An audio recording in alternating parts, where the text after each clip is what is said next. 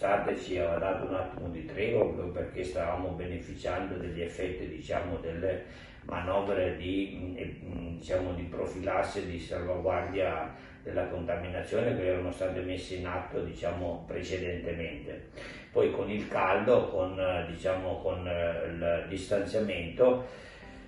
c'era stato sicuramente un abbassamento, diciamo, del problema dal punto di vista delle contaminazioni, però noi qui avevamo avuto già al primi di luglio le avvisaglie che con il problema, insomma,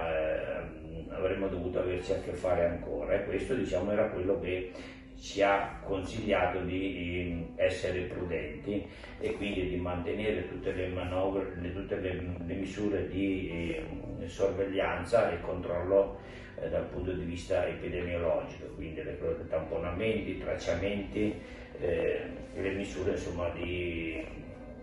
evitare la trasmissione delle infezioni, quindi il distanziamento personale. Con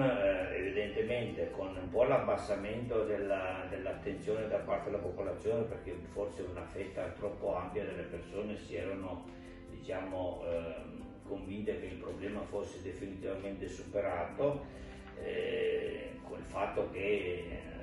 con la riapertura, diciamo, soprattutto delle scuole, il problema dei trasporti, e in questo momento, insomma, c'è stata una recrudescenza che io non mi aspettavo di questa intensità qui a ottobre, magari ci saremmo aspettato più verso l'inverno, quando è il periodo tipico, diciamo, dell'esplosione di epidemia influenzale. E invece in questi giorni noi stiamo assistendo, diciamo, a un aumento dei ricoveri in maniera, diciamo, un'accelerazione dei ricoveri importante, quindi si parla di scenari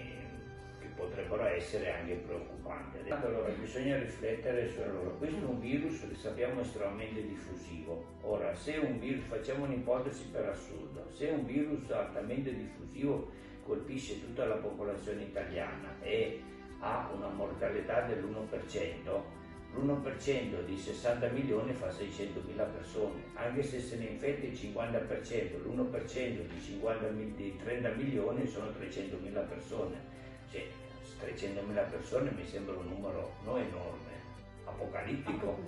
Perché se un paziente, faccio un esempio, sta ricoverato un mese di rianimazione, questa persona adesso, nonostante noi abbiamo messo in atto un programma di riabilitazione, le mobilitiamo, facciamo fisioterapia biquotidiana,